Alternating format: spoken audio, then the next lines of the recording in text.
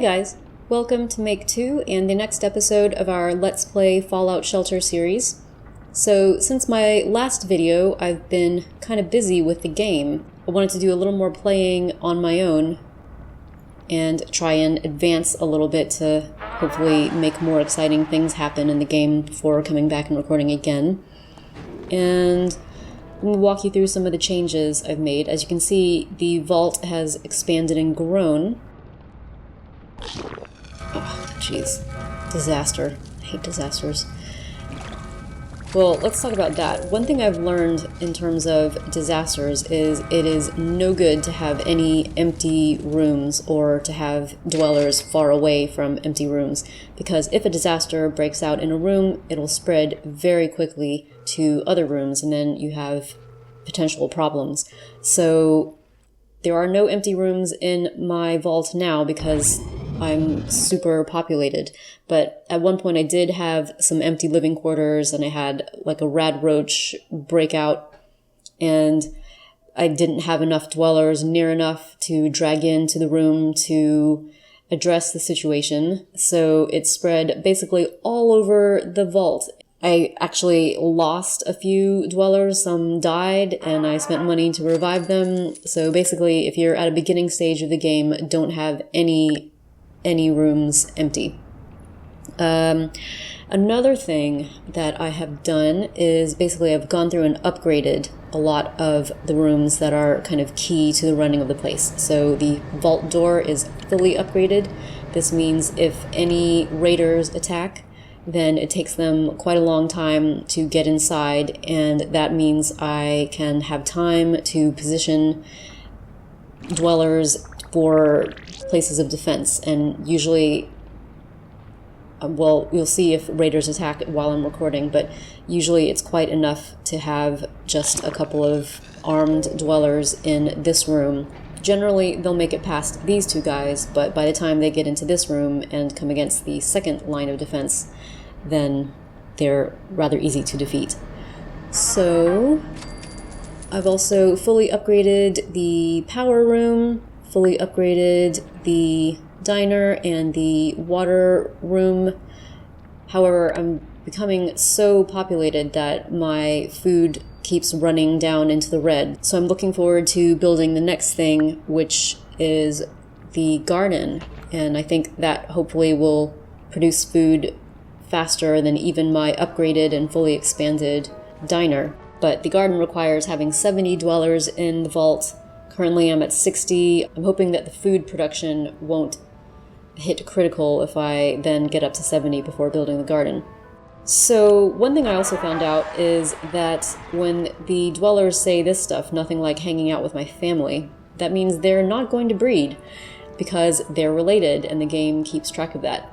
It took me a depressingly long time to figure this out. Like, I had two dwellers in living quarters together, and they kept saying, you know, it's great to be hanging out with my family, and I thought that meant husband and wife, but in fact, it just meant they were probably like brother and sister or something, and they refused to breed for the longest time before I finally figured it out.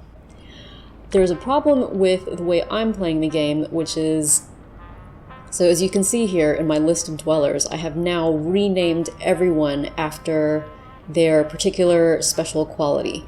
So, for instance, if this guy here he's got strength of 7, which is his strongest natural special quality, so that's his name, strength 7.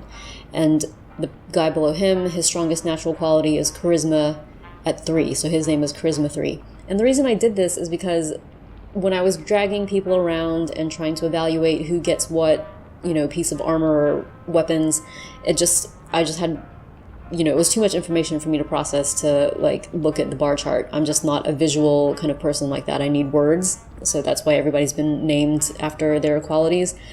But then what this means is I also just lose track of who's related to who, and, you know, sometimes I'll end up with people in a room together that I want to breed, and they're obviously related, and yeah, so there's a bit of a delay in that.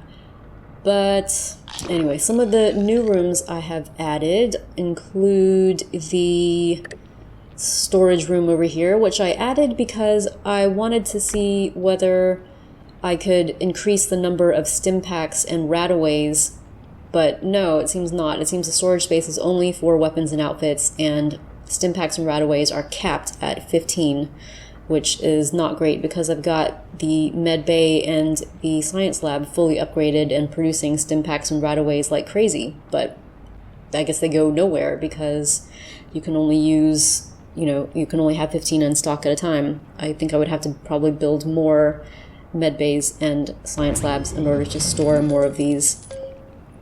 And let's see, some other rooms I've built are, this is the radio station, which supposedly calls dwellers from the wilderness, but I haven't really noticed much of an uptick in dwellers coming from the wilderness, unfortunately. So I don't know if this is really worth it.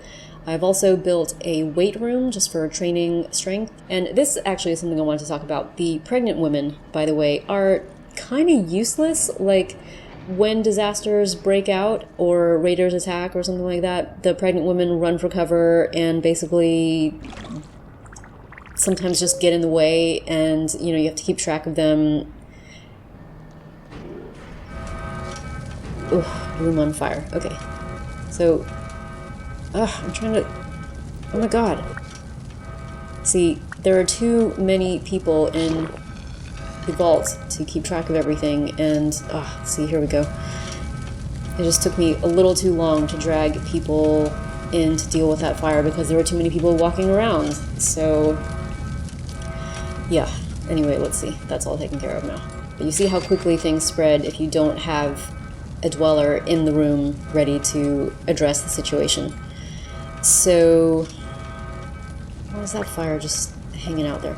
So yeah, and as you saw, the pregnant women and children just kind of ran around, got in the way, didn't do anything to help.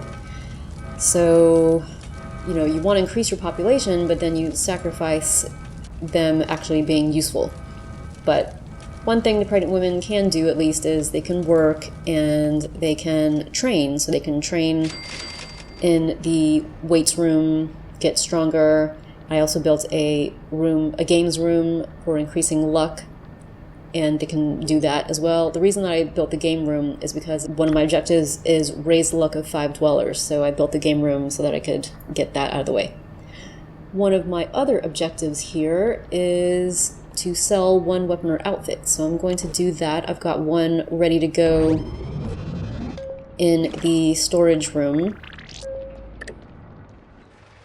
Let's see, where is it? Yes, it's the BB gun, which is the lowest weapon currently in my vault. So I'm just going to go ahead and sell that off and get the objective out of the way, and then hopefully get a new objective, which will be better. Okay, so we'll see what that opened up for me. Ugh. I'm not really happy with the game interface. It can get a bit difficult to move from room to room. I find myself kind of accidentally zooming in on things, accidentally tapping on things. Ooh, let's collect this guy.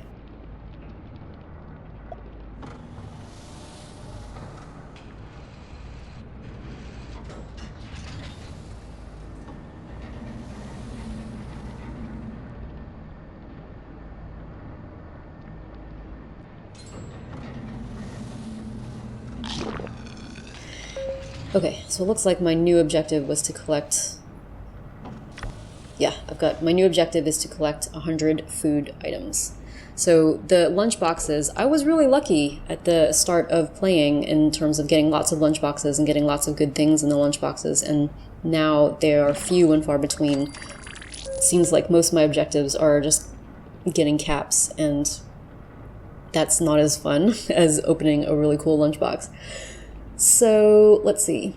One other thing I have learned is when you send people out into the wilderness. So I would say, like, the conventional wisdom is to only send out people who are weaponed up or armored up and are at a higher level. But to be honest, I mean, as long as you're keeping track of them, like, there's no real danger to them, because as soon as you hit the red recall button, they're completely safe. Like, when they're on their way back, then nothing can harm them.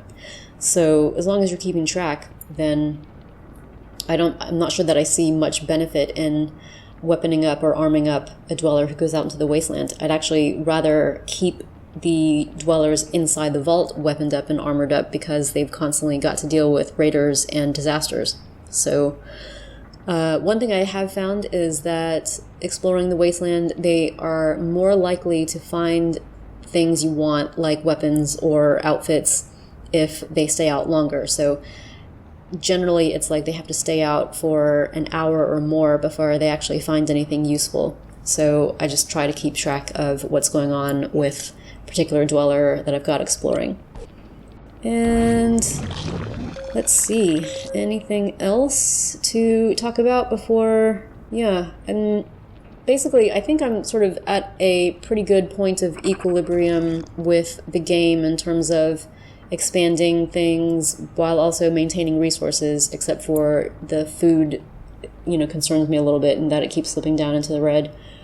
But I don't know, I mean, I think it's still a fun game to play, but it's sort of, I feel like I've kind of mastered a lot of the basic challenges. In fact, I sometimes now look forward to having a disaster or raiders attacking, because then it means at least something is happening. So, yeah, I'm not going to say that I'm bored with the game, but I think maybe I'm just at a point where I need to confront whatever the next big challenge is, Or maybe I'm just at a point in the game where, I need to really start expanding more and challenging myself that way. Okay, so hold on. We've collected all the food that I need. Yep, claimed that. Still no lunchbox. So raise the happiness of one dweller to 100%. I mean, alright. Oh, here we go. Raider attack. Cool. So now you'll get to see how long it takes raiders to get in. And so because it takes them so long, I can then have plenty of time to place defenders in the room here, and these two have done pretty well defending the vaults. You see, these people just get in the way.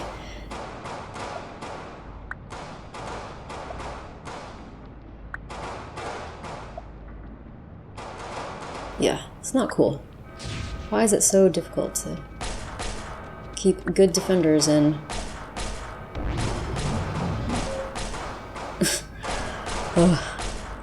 Basically, I need to sit down with a game and move people where they're not going to be freaking useless. Okay, so they're going to get past here. That always happens. I'm going to bring her in to do some defending. Yeah.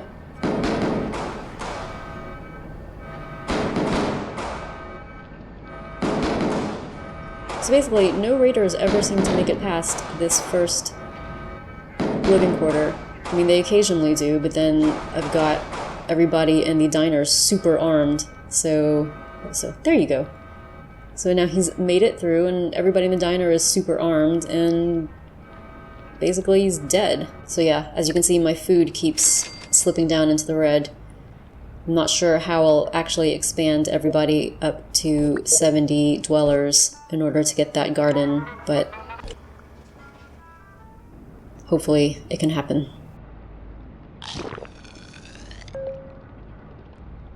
So yeah, that is what's going on with my game now. Hopefully some of the lessons I've learned can help you with your game. Please feel free to let me know how your game's going and any further tips and challenges maybe I can try to put into my game. And in the meantime, thanks for watching.